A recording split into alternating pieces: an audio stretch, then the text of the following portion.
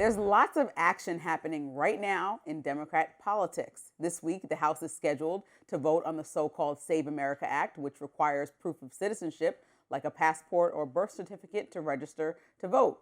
Some election analysts say that the act could potentially prevent millions of people from voting. Democrats have rallied against it. Here's what Senate Minority Leader Chuck Schumer had to say earlier this month. I want to be very clear. The SAVE Act is dead on arrival in the Senate. And every single Senate Democrat will vote against any bill that contains it. It has nothing to do with protecting our elections and everything to do with federalizing voter suppression. The SAVE Act is nothing more than Jim Crow 2.0. A White House spokesperson told Axios that the president is pushing the SAVE Act because he cares deeply about the safety and security of America's elections. Meanwhile, some Democrats are trying to wade into the Epstein files debacle by making it an issue of the elites versus the little guy. Here was a viral moment from Senator Jon Ossoff this past weekend. They are the elites they pretend to hate. So prices are up, jobs are going away, Medicaid and school lunches are slashed, nursing homes are getting defunded. If you're Steve Bannon and your pitch was Trump for the forgotten man and woman, how do you sell any of this? Trump was supposed to fight for the working class. Instead, he's literally closing rural clinics and hospitals to cut taxes for George Soros and Elon Musk. Now, of course, there is currently no evidence that has been reported from the Epstein files of criminal wrongdoing by Trump or Elon Musk, George Soros, or anyone in the White House cabinet. And another major issue sweeping the political landscape is funding for DHS. Democrats are setting conditions before a deal gets done, with Schumer saying on Tuesday, quote, "We simply want ICE to follow the same standards that most law enforcement agencies across America already follow." Democrats await the next answer from our Republican counterparts. To discuss all of these issues, I know I said a lot, with me is former White House counsel to President Obama, Jason Green. Jason has a new book out on February 17th titled Too Precious to Lose. It follows Jason's journey uncovering the story of his hometown in rural Maryland and how he was stunned to find that the community no longer existed. Jason, welcome to Rising. Thank you, Lindsey. Great to be with you. So, Jason, I want to start with, let's start with your book, because you talk about how people and faith might put unlikely pairs together. We have a lot of unlikely pairings happening in our Congress right now, from Ro Khanna and Thomas Massie pairing together to push forward on the Epstein files, or people who have disparate takes on how ICE should move forward. What do you think is the common ground here to show people how to communicate across the aisle, since you probably have some alignment with that from working with Obama? Yeah, so I spent 4.5 years as associate White House counsel, and I left because there was a forcing event in my life. And I think what I'm hearing you ask is, how do we use these forcing events to really move issues forward? In my life, I got a call that my then 95-year-old grandmother had fallen ill, was in the hospital, and I used that as an opportunity to go and sit with her and spend time learning her story. I think you set up that there are a number of other forcing events that are happening in our politics that people need to use these occasions to bringing together what some might call strange bedfellows. But there's real opportunity to find common ground. We're seeing this in workforce. We're seeing this around common sense immigration reforms. We're seeing this around the Epstein files, where you may not normally have folks that are coming together to move policy forward, but these forcing events offer an opportunity, a unique opportunity, to come together and try and move something forward. Now, you worked a lot with voter registration efforts, and when you talk about the Save America Act and your past experiences, talk about what your perspective is as you see this continuing to be pushed forward. Sure. So I was as you know, Lindsey, I was the National Voter Registration Director for the 2008 Obama campaign. And then while I was associate White House counsel, I helped draft the executive order that created the Presidential Commission on Election Administration. And what you see when you look back at that executive order from 2013 is an acknowledgement that there are components of our elections that could use attention. We wanted to expand access for all eligible voters and make that process easier for them. When you look at the SAVE Act, and you teed this up in your lead, that's not what the SAVE Act is intending to do. SAVE Act, you heard it pretty strongly from Senator Schumer. He called it Jim Crow 2.0. When you're talking about, including proof of citizenship at the point of voter registration, when you're talking about voter IDs when voting, and restricting access to mail-in voting, we need to ask the question of who is this going to impact, right? This is framed in the context of trying to increase election integrity, but we have to acknowledge that that's a problem that actually hasn't been articulated. There aren't documented cases of widespread voter fraud or inintegrity in our voting systems. And so the question is, what is this actually trying to be responsive to? What you saw when we wrote the executive order in 2013, as I mentioned, an acknowledgement that there are issues. We want to shorten lines. We want to improve election administration, but this doesn't do that. If you were really concerned about ensuring that eligible voters had the integrity and access to the polls, then you would see some of those common sense reforms in this bill. Instead, what this is doing is having disparate impact on those who are financially marginalized, who are elderly and disabled, who are going to have a great deal of difficulty, like my grandmother did when she was 95 and we couldn't find her birth certificate. She wouldn't have been able to register to vote.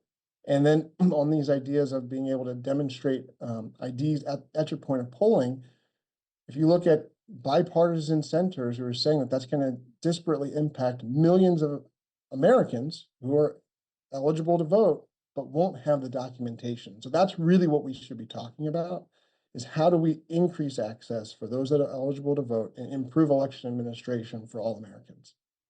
Now, let's talk a little bit about another huge issue of the moment, the economy. I mean, a lot of people have said that they were voted on the economy the last election, and that's why Trump had a second shot at the White House. When people look at polling right now, you'll see that most Americans are not happy with how the economy is going, and they still feel like a very tight crunch in their wallets. So Democrats have been positioned to have an opportunity to respond to this, but it can't just be we're going to do something different than Trump, or we're going to do the same thing that Biden did. So what do you think the messaging should be at this point? Because we're not hearing clear, consistent messaging throughout the party. I think that's a good point. And I would add to what you said on Trump's rise, and as it ties to the last topic, I think in addition to the point on the economy that you just made, you also saw Trump's rise around distrust around elections. And so the idea that the SAVE Act or Donald Trump is interested in increasing integrity in elections is laughable from someone who sort of rose to political prominence around the birtherism on President Obama, and then questioning election integrity of his own election. So I think that that's an important frame. And then connecting it to the economy, as you just did, I think it's really important for the Democratic Party in these midterms to sort of, it seems obvious, but they really need to talk to the American people and demonstrate to the American people that they care about ensuring that the American experience for American people is improving. So that includes the economy, as you pointed out. We just saw, I think today, recently, readjustments of some of the job numbers from 2025. In fact, there was limited growth throughout the year. And so you have Americans who don't feel like the economy is really working for them, their pocketbook and grocery issues, even though you see, gains at the stock market level. When you think about everyday Americans who are really feeling that pinch, they don't feel like the economy's actually been working for them.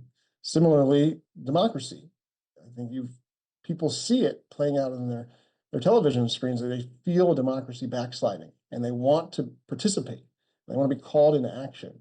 And then I feel like we have to talk about the fact that immigration doesn't really align with people's values. And so all of these issues are where I think the Democratic Party really needs to focus itself and frame the conversation around the things that Americans truly care about, that are going to move their pocketbooks, and to articulate a message that the Democrats care about making their lives better. We're inching closer, speaking of immigration, to a potential partial government shutdown in a couple of days.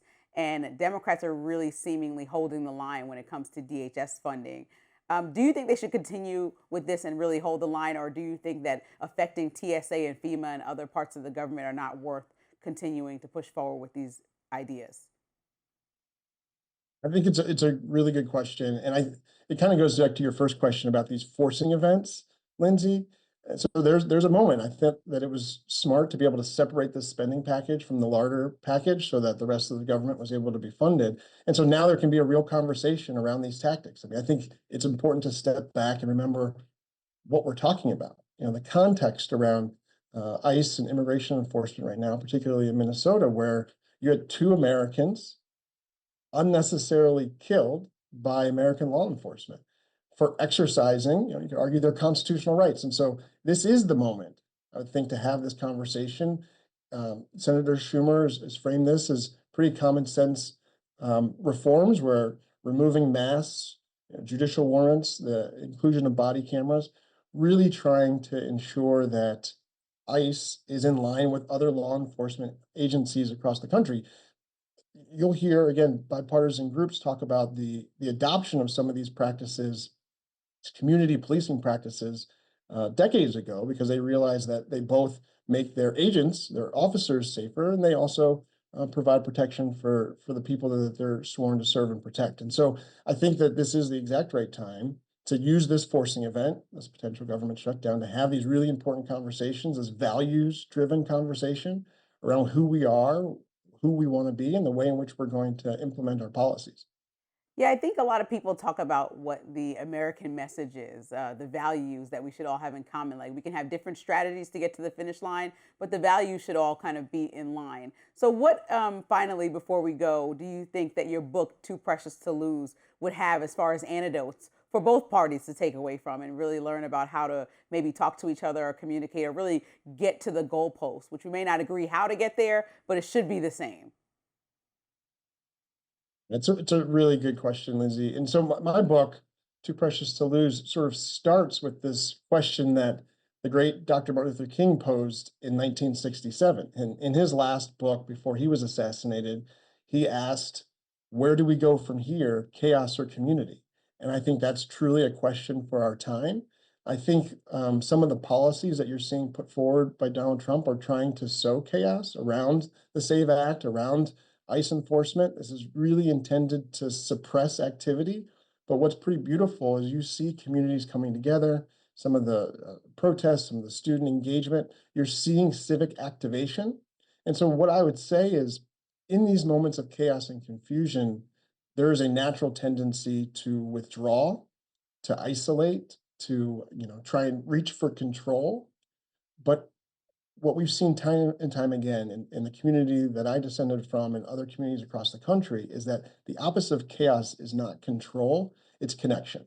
And so we need to find ways to stand together, to come together, and allow people to feel as though they can be a part of these solutions, that we can build an economy that works for Americans, that we can imbue values in the way in which we enforce our immigration laws, and that we can build the democracy that we all deserve. And the only way to do that is by encouraging people to actually participate.